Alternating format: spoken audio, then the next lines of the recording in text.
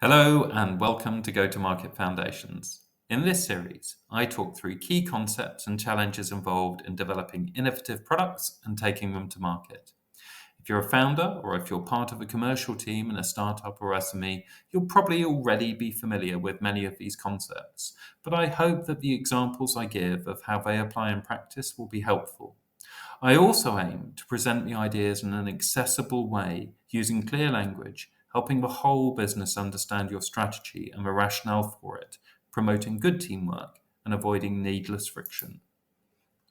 I'm Alden. I'm a product strategy advisor at ValueLink Pro. This course is built on my 25 years of experience in taking innovative products to market as a software developer, product owner, and product manager.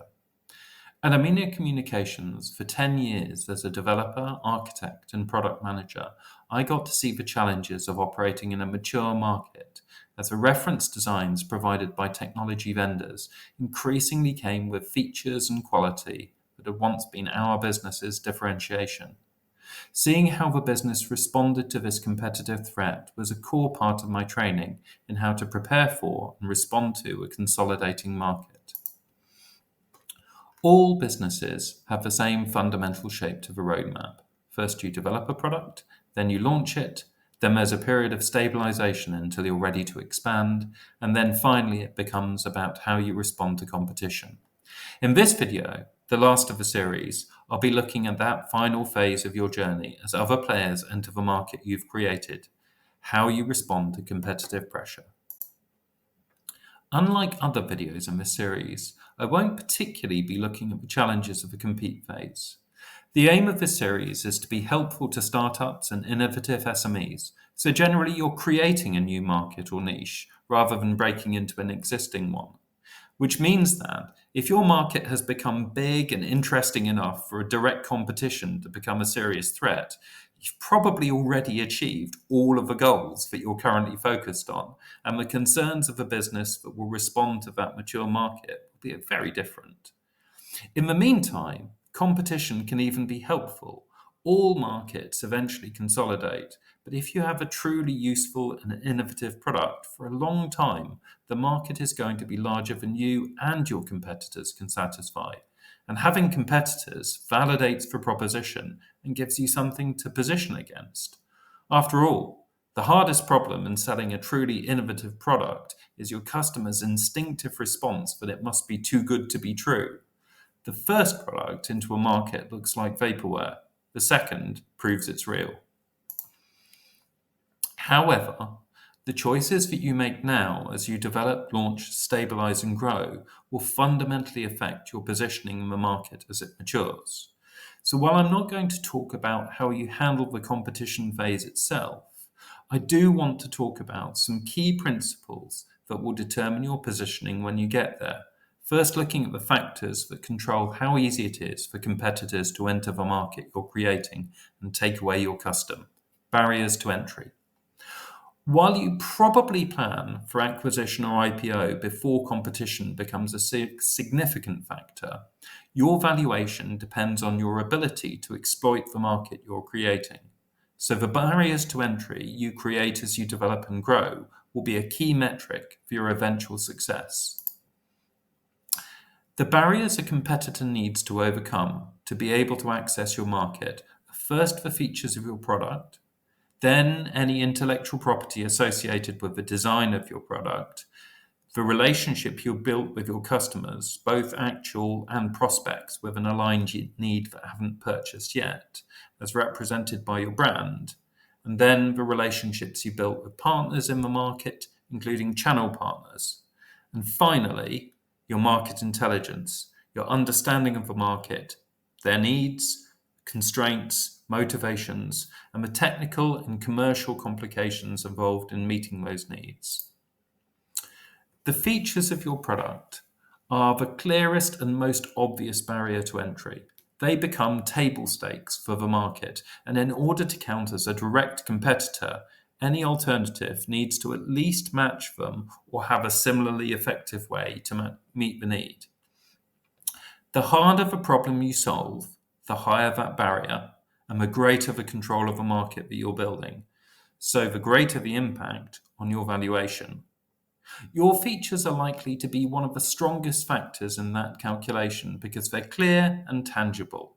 An acquirer or investor can judge how much effort would be required to reproduce them. Intellectual property is more difficult. Patents can provide evidence of an IP barrier, for example, but in order for them to be worth something, firstly, they have to be enforced, and secondly, the value of a patent depends on where it's granted and how broad the claims are, which can be quite difficult for someone who isn't legally trained to judge. From then on, brand, partner relationships, and market intelligence are increasingly difficult to characterize. However, while they might contribute less to your valuation because they're harder to measure, they're much more difficult for your competitors to work around. It's the least tangible advantages that give the biggest challenges for your competitors. Figuring out the features the market needs and how to build them is hard the first time, but once you know it can be done and there's a pattern to copy, it's much easier for those that follow. You can make this more difficult for future competitors with patents and other IP such as trademarks and registered designs. But while these prevent a competitor from doing the same thing, there's nearly always a similar thing that they can do. And IP infringement needs to be fought in the courts. Once you're established in the market, that's fine against startups, as you'll have cash reserves that they don't. But often, the competitor will be a major player seeking to exploit the market you've created, and thus you're up against a legal battle you're unlikely to win. Thinking about brand, your brand is more than just your color scheme and your logo. That's what your customers attach their experiences to. Your brand is everything you project, every experience of your business that your customers have had. Competitors can throw money at marketing to generate awareness, but there's no shortcut to the intangible brand that you've built, the trust you create with clear messaging and by delivering on promises. How much of Apple's brand is awareness and iconography, and how much of it is their history of consistency and delivery? You can create a substantial barrier for your competitors in the future by thinking about the way that you build your brand reputation now. The same holds true for partners. It's not reasonable to expect loyalty from the businesses that you partner with. They will always do what's best for them. They'll switch to a competitor the moment it's in their best interest to do so. But a competitor entering the market is an unknown quantity, at least in that market, whereas you are a known one. So the question is what you'll be known for when the competitive pressure on your partnerships begins to build. The more you invest in those relationships now, the more reason you give your partners to stick with you as the market commoditizes. And as an entrant to an established market, that can be a very tough barrier to overcome. Finally, every engagement with a market is teaching you what's possible and what's valuable. That's something you can only know when you're present and active in a market.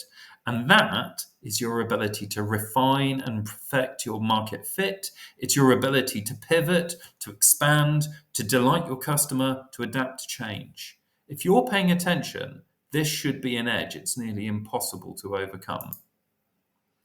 So in summary, the decisions you make now will influence your future valuation and will definitely determine how quickly and intensively you feel competitive pressure as your market matures. Don't be afraid to pick hard problems to solve. This is your most tangible barrier, and it will have the biggest impact of these factors on your valuation.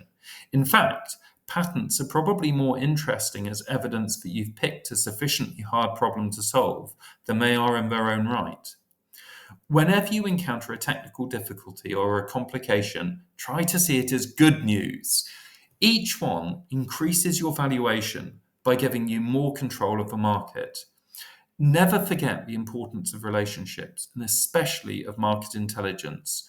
Your understanding of what is possible and what is valuable is your ability to adapt and to respond quickly and effectively, and it's your strongest asset. While the barriers to entry established at the creation of a market are, in effect, the barriers define market share and pricing. Customers will pay more for a better product or one from a vendor that they trust.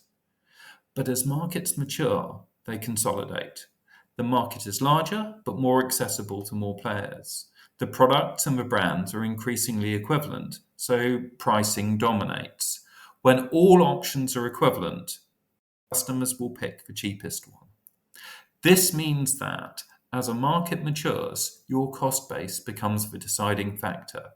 As profit margins are increasingly squeezed, market share will go to whoever can make the product more cheaply. Your cost base will be strongly determined by your product and your industry. For physical goods, for example, materials costs, manufacturing, distribution, shipping, these will dominate. These are the costs that you incur for each unit of your production line. Your operating costs are amortized over every unit you sell. As the market consolidates, you have increasingly little flexibility on pricing, as the differentiation to justify it will become harder and harder to obtain. So the higher your cost base, the lower your profit, until you reach a point where the market is no longer viable for you. You have less room than you think. Your profit margin drives not just the dividends you pay, it's also your protection against the unexpected. What happens if a customer goes bust after you've built their order? What happens if there's a change to tax rates or tariffs? What happens if container shipment becomes more expensive? The rule of thumb that I was taught is that in a consolidated market, 34% margin is the minimum you need to survive.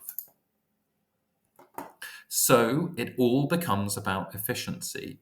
Can you improve your supply lines to reduce your materials costs? Can you get a better deal for shipping? How do you redesign your product to reduce your manufacturing costs? At Amino, we talked about bill of materials that went to the finished product and the cost of goods of the assembled item. Shaving a cent off the bill of materials was a major victory. Every penny mattered. But the problem is that all your competitors are doing the same thing. You're using the same supply lines, the same factories, the same deals for shipping. Because if you're not doing that, you typically end up so much more expensive than anybody else in the market that you're very quickly out of it. So while there is an opportunity for cost of goods differentiation with good logistics and smart design, it's marginal. As the market consolidates, operating costs tend to become dominant. That's a problem for a UK or a US business because the market is global and your competition is global. Where do those operating costs come from? They principally come from the premises you work in and the wages you pay, which are determined by where you live. A software engineer in Karachi can live well on a fifth of what an equivalent role in Cambridge would need for an equivalent lifestyle. And there's nothing about living in Cambridge by itself that makes you special. What does make Cambridge special is the range and the diversity of the talent that it draws in. This page represents just a fraction of the skills that you need in order to build a successful product. But the Cambridge talent ecosystem is much broader and much deeper. It's not unique in this, but there aren't many other places which have the same rich pool of engineers and scientists, designers and visionaries, developers and managers. Success needs all of those roles. It needs networks. It needs the spontaneous and the serendipitous. Conversations where the person you bump into is just the skill you needed for the next problem to solve. So the message I want to end the Go-to-Market Foundation series with is this one. It was never supposed to be easy. The more generic the market, the lower the barrier to entry, the quicker the market consolidates, and so the more quickly pricing and operating costs dominate. When you put yourself in that position, you're not making use of the best that Cambridge has to offer. Cambridge brings together some of the most talented, capable, and exciting individuals in the world, and together we can do amazing things. So let's go find some mountains to climb. There will be problems. One of the things about making and launching an innovative product is that the vision doesn't change much. So each day that passes, it gets a little bit less exciting, but every day brings new problems and new challenges. And it's easy to question in the face of all of that whether you're doing the right thing. It's important to remember that there's supposed to be problems. Those problems are the work that you're doing. Each one is another ridge climbed, another cliff face scaled on your route to the summit. Each one is a sign that you're in the right place, doing the right thing, doing something interesting. In summary, as markets consolidate, the costs involved in creating and delivering goods become increasingly similar across the competitive field as opportunities for innovation drop and operating costs come to dominate. In a global market, where you are based has huge impacts on your operating costs. So as competitive pressure begins to emerge, you need to be thinking about how you can manage this. The best answer is to get out of a consolidating market. Use the skills and resources that places like Cambridge offer to do something new and disruptive. And don't be afraid to take on hard problems because that's where all of the most interesting answers are found. And use the network. Bring in skills as you need them. Consultants can actually be an excellent way to boost your operational efficiency by drawing in just the expertise that will get you through a tactical challenge without all of the overheads and commitments of a longer term hire. And that's it for the Go-to-Market Foundation series.